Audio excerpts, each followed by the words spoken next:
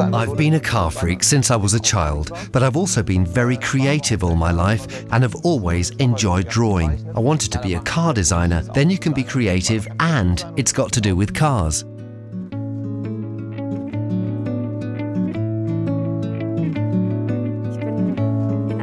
I grew up in a motor racing crazy family. I love cars. It was a major part of my childhood. I know many racing drivers and I've always watched cars.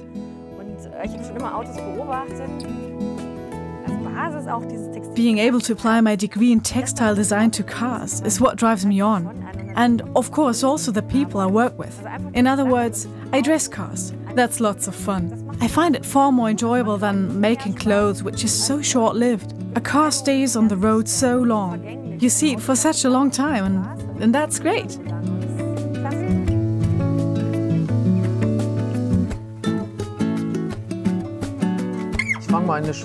It all started when I was still at school. I kept asking my teacher, what's the job called where you draw cars? And I always got the same answer from him. Actually, that'd be an engineer. So you have to study mechanical engineering. And I thought, well, my father's an engineer and he can't draw at all, so that can't be right. So as a child I made up for that by copying cars in watercolors, until I found out there really was such a thing as automotive design and that you could study it.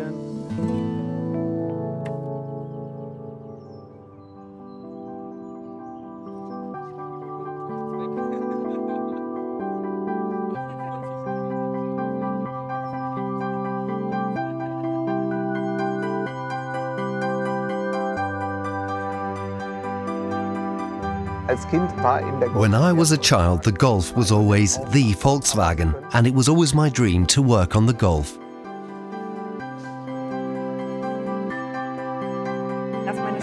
When my sister rolled up in a white Golf one day, an absolute beauty. That was really something, having a Golf in the family. That was really great.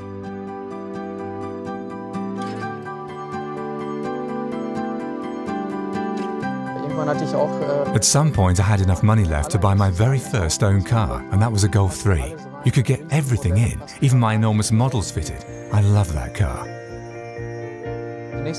My next encounter with the Golf was now with the Golf 7. That's the most important car for us, and of course every designer wants to be a part of it.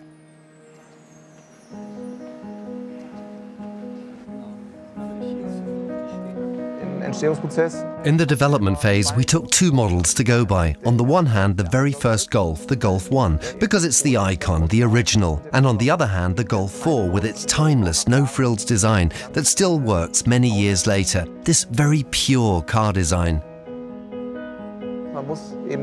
You've got to preserve the Golf character, but you can't do anything that's too conservative either. The Golf has to keep up with the times. You can't just create the next Golf and make it look a certain way. The Golf has to offer real benefits too. That's when the idea was born, to create a Golf that's very aerodynamic and to bring benefits to the customer as regards consumption due to its reduced weight.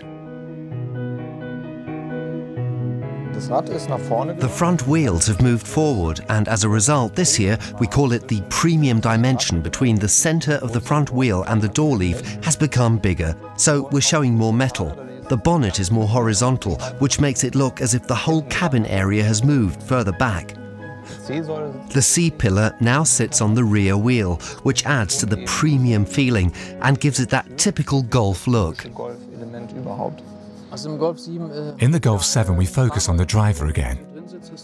So when you sit in it, you have all the functions set out around you. The gear stick's much higher, so it's much sportier than before. And the distance between the steering wheel and the gear stick is much shorter, and that accentuates the sportiness that's set by the exterior. And it's important that the Golf's design doesn't wear out. It mustn't look old after just 3 or 4 years. I'm always thrilled when I'm sitting in a Wagner opera in Bayreuth, watching a fantastic performance, and see, for example, they've used exactly the same color schemes as we have in our cars. That's such an affirmation. It's marvelous. And that's where I get it from. Of course, not just from the opera, but there's always some sort of connection with music, my inspiration. That's my big passion.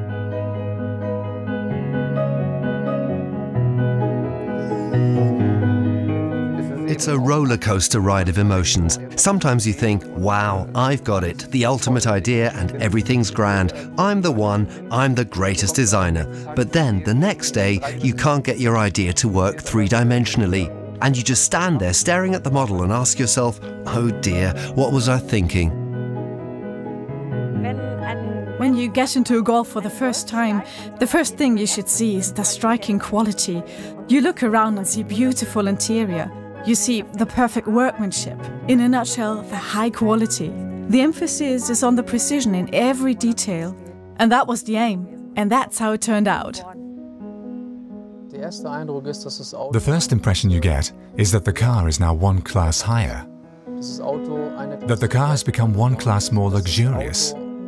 That the car truly redefines the Golf class.